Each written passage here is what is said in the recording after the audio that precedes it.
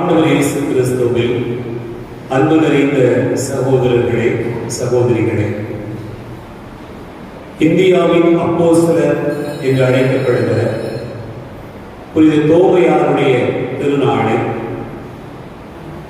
நம் அன்னையார் திருச்சபை இன்று கொண்டாடி மகிழ்கிறது.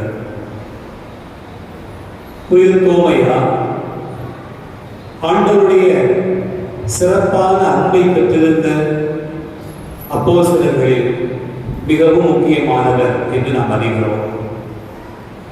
இன்றைய நற்செய்தி பகுதியின் அடிப்படையிலேயே அவரை தியானிக்கிற போது ஆண்டவர் தோமையாருக்கென்றே தோன்றினார். அதுதான் சிறப்பு.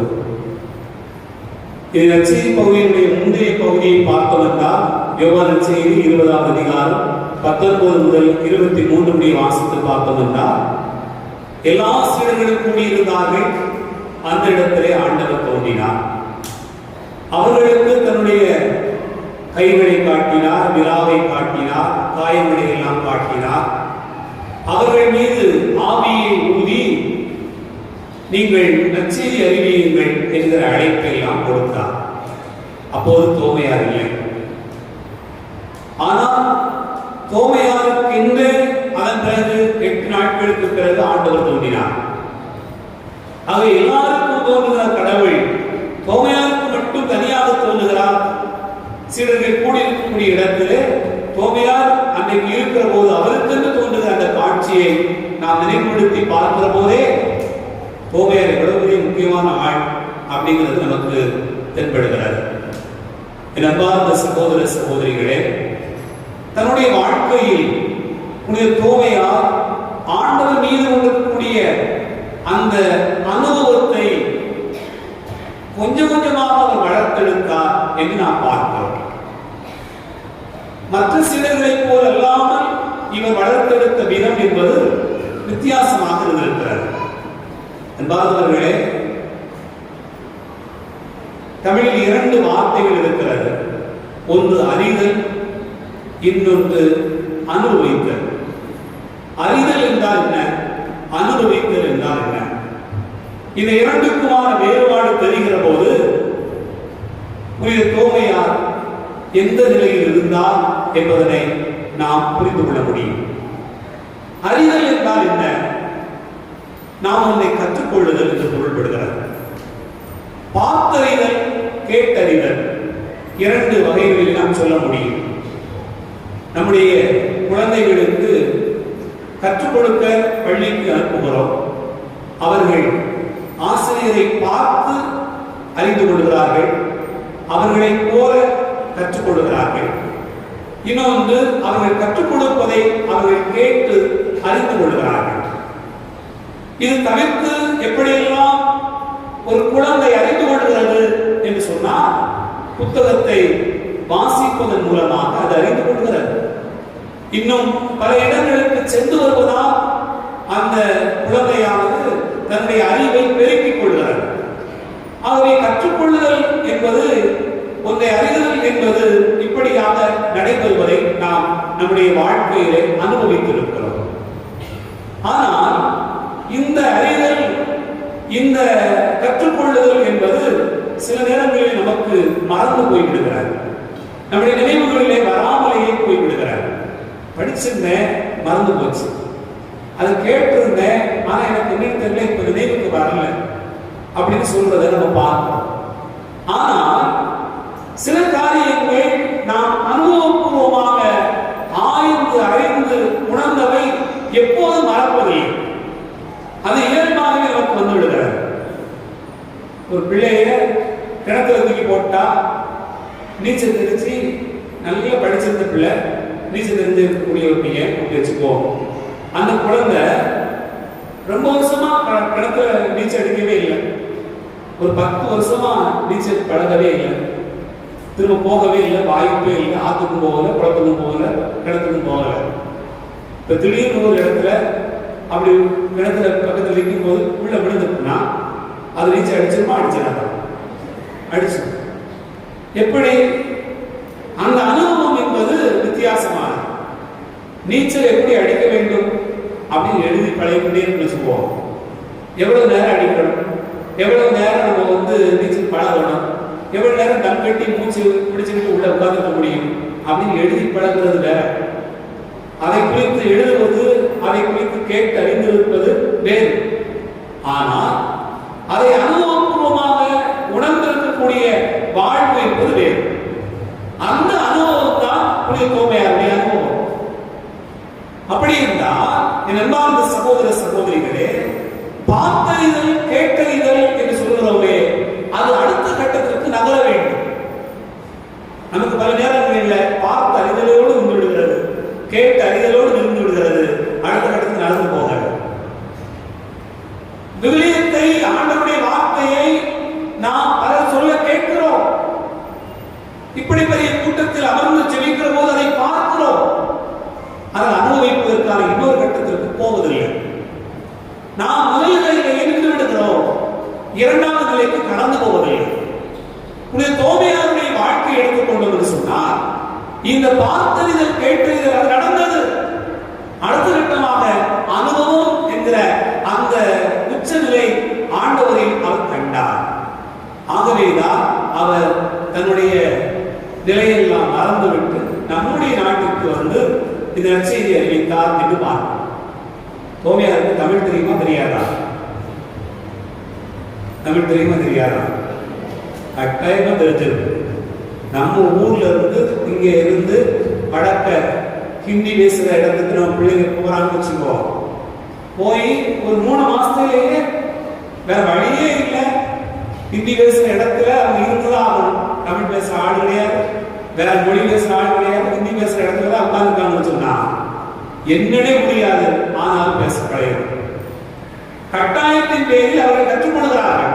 அது தேவையின் அடிப்படையில் அவர்கள் கற்றுக்கொள்கிறார்கள். ஒரு தோமையார் இங்கே நற்செய்தி பணியாற்றினார் என்று சொன்னால், அப்போஸ்தலர்களே ஒருவர் அவர் தமிழ் பேசினார் என்றால் ஒரு தோமையார். ஆண்டவரோடு இருந்தவர் இங்கே இந்த மொழியை கற்றுக்கொண்டு மக்களாக இருந்து பணியாற்றி இருக்கிறார். என் அன்பார்ந்த சகோதர சகோதரிகளே, தன்னுடைய வாழ்க்கையில் ஆண்டவரை அவர் அறிந்து அந்த அறிவின் அடுத்த கட்டத்திற்கு போனார். நாம் பல நேரங்களில் முதல் நிலையில் இருக்கிறோமா என்று யோசித்து பார்க்க வேண்டியிருக்கிறது. இயேசுவை காண்பதற்காக சக்கே என்கிற ஒரு மனிதன் மரத்தில் ஏறிக்கொண்டார். அவன் இயேசுவை பற்றி கேள்விப்பட்டார், இயேசுவை பார்க்க துணிந்தார். ஆகவே 2 அறிதலும் நடக்கிறது. கேள்வி அறிவு நடக்கிறது, பார்க்கிற அந்த அறிதலும் நடக்கிறது. ஆனால் அடுத்த கட்டத்திற்கு அவரை அழைத்து சென்றவர் ஆண்டவர் இயேசு. நீ இறங்கி வா, உன்னோடு தங்க வேண்டும் என்று சொன்னவுடனே இங்கே சக்கேயுடைய வாழ்க்கையில் இன்னொரு மாற்றம் ஏற்படுகிறது. இயேசுவை அவன் அப்படி அனுபவிக்கிறான். தன் இல்லத்திலேயே, தான் வாழ்ந்த இடத்திலேயே, தான் உண்ட இடத்திலேயே அவன் இயேசுவை பார்க்கிறான். அன்புக்குரிய சகோதர சகோதரிகளே, நான் இவ்வளவு நாளும் இந்த இடத்தில் உணவு உண்ணுகிற போது எனக்கு தெரிந்தவர்கள், அறிமுகமானவர்கள், வசதி படைத்தவர்கள், பணத்தை கொண்டு கொடுக்கக்கூடிய மனிதர்கள் என்று பலரோடு கூட இருந்து இந்த உணவை உண்ட அந்த மனிதன் முதன்முறையாக இயேசுவை காணுகிற அந்த இடத்தில் தான் அவருடைய வாழ்க்கையில் மிகப்பெரிய மாற்றம் ஏற்படுகிறது. இயேசுவை பற்றி அவன் கேள்விப்பட்டது ஒருபுறம், இயேசுவை பார்த்தது ஒருபுறம், ஆனால் இயேசுவை அவரோடு அவருடைய இல்லத்தில் உண்ணுகிற போது அனுபவித்தானே, அந்த அனுபவம் தான் அவரை மாற்றுகிறது.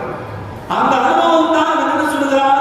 ஆண்டவரே, நான் யாரையாவது ஏமாற்றி எப்படியாவது சம்பாதித்திருக்கிறேன் என்று சொன்னால் அதை 4 மடங்காக திருப்பி கொடுத்து விடுகிறேன் என்று சொல்கிறார். ஆகவே இந்த இறை அனுபவம் என்பது நம்முடைய புனிதர் இன்றைக்கு நாம் கொண்டாடுகிற தோமையாருடைய வாழ்க்கையில் வெளிப்பட்டிருக்கிறார். இயேசு சொல்லுகிறார், நாம் எருசலேமுக்கு போவோம். மற்ற சீடர்கள் எல்லாம் சொல்கிறார்கள், ஆண்டவே இது உங்களுக்கு தேவையே இல்லை, போக வேண்டாம், இப்பதான் உங்களை எல்லாரும் கலக்கூடியது தயாரானா, இனி அப்படி தேவையில்லை என்று சொல்கிறார்கள். தோமையார் சொல்கிறார், நாமும் போவோம், அவரோடு சாவோம் என்று சொல்கிறார். இது நினைச்சு பார்க்க முடியாத ஒரு வார்த்தை. எவ்வளவு ஆழமாக அவர் இயேசுவை உணர்ந்திருந்தார். நமக்கு தோணுது, உண்மையிலே இயேசுவை அவர் அனுபவித்து விடுத்து விட்டார். இயேசுவோடு இருந்ததனால் அவர் எப்படிப்பட்ட, இயேசுடைய மனநிலை என்ன, இயேசுடைய குறிக்கோள் என்ன, அதெல்லாம் தெரிஞ்சிடுச்சு அப்படின்னு நம்ம நினைக்கலாம். ஆனா அது இல்ல. அவர் இயேசுவை பார்த்ததிலிருந்து, இயேசு சொல்லுகிற வார்த்தைகளிலிருந்து அவர் சொன்னார். ஆனால் உண்மையான அனுபவம் என்பது உயிர்ப்பில் தான் கிடைக்கிறது. இந்த பார்த்தல், கேட்டல், இந்த அறிதலிலிருந்து இயேசுவை அவர் புரிந்து கொண்டு பயணிக்கிறார்.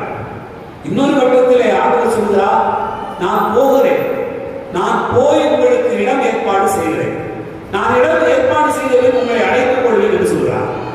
தோமையார் என்று சொல்கிறார், நாமும் போவோம் அவரோடு சாவோம் என்று சொன்ன மனிதர், ஆண்டவரே நீங்க எங்க போகிறீங்கன்னே தெரியலையே, அப்படி இருக்கும்போது நாங்க எப்படி பின்னாடி வர்றது, நீங்க எங்கே போகிறீர்கள் என்று தெரியவில்லை.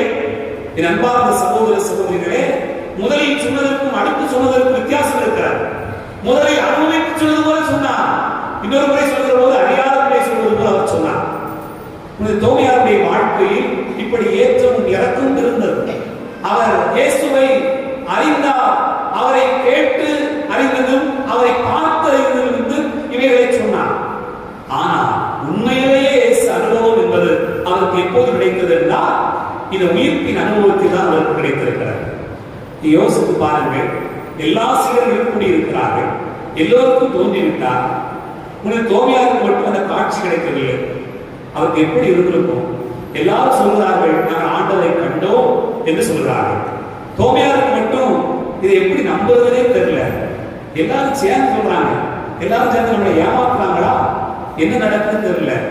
ஒருவேளை நான் மட்டும் இல்லைங்கிறதுக்காக எல்லாரும் இப்படி சொல்றாங்களா என்பது போன்ற ஒரு உணர்வு அவருக்கு ஏற்பட்டிருக்க வேண்டும். ஆகவே எல்லோரும் அந்த அனுபவத்தை பெற்றுக்கொண்டவர்கள் வித்தியாசமாக வாழுகிற அந்த காட்சியை அவர் காணுகிற போது தோமையாருடைய உள்ளம் அரிக்கிறது, அவருடைய உள்ளம் வேதனை கொள்கிறது. ஒவ்வொரு நாளும் இயேசு தோன்றிய, அதாவது ஓய்வு நாளில் இயேசு காட்சி கொடுத்தார்.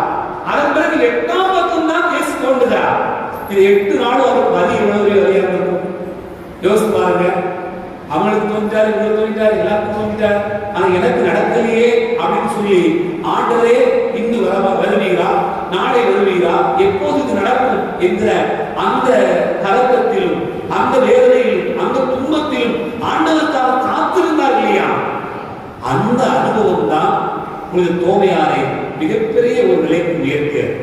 ஆகவே நான் பார்க்கிறோம், அன்பார்ந்தவர்களே, எல்லாரும் நினைக்கலாம் உங்களுக்கு தோமையாருக்கு பெரிய சந்தேகம் வந்துடுச்சு, அதனாலதான் அவருடைய விழாவில் கையை விடுவேன், அவருடைய விரல் காயங்களில் என்னுடைய விரலை விடுவேன் அப்படின்னு சொன்னாலும் சொல்லலாம். ஆனா இதே காட்சி எல்லாரும் ஏற்கனவே பார்த்தாங்க. இயேசு தன்னுடைய கைகளை காட்டினார், விழாவை காட்டினார், எல்லோரும் பார்த்தார்கள். ஆனா தோமையார் நான் அதை பார்க்க வேண்டும் என்று ஆசைப்பட்டதிலே தவறில்லை. ஆனால் நடக்கக்கூடியது என்ன?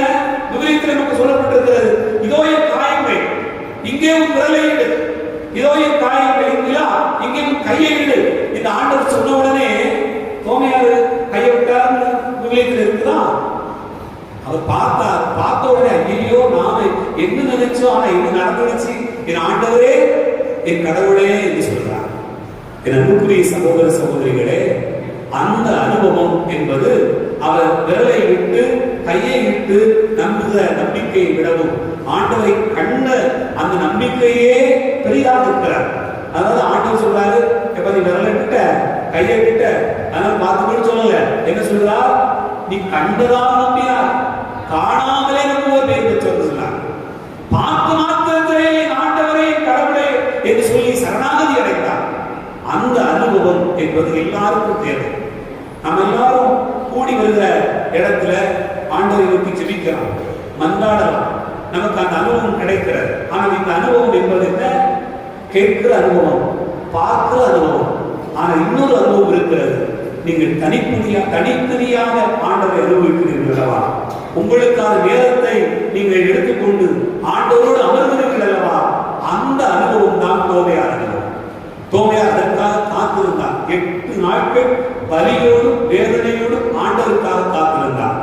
இங்கே பெறுகிற இந்த அனுபவத்தை, இந்த ஞாயிறு அனுபவத்தை ஒவ்வொரு நாளும் நாம் காத்திருந்து கொண்டாடி இறைவனை பெற வேண்டும். அப்படி பெற்றுக்கொண்டால் மட்டுமே தோமையார் அனுபவம் ஆற்றல் மிக்க அனுபவமாக நமக்கும் வெளிப்படுகிறார். அந்த உணர்வுக்கான அழைப்பை தான் இத்திருவிழா தருகிறது. சிந்திப்போம். ஆம்.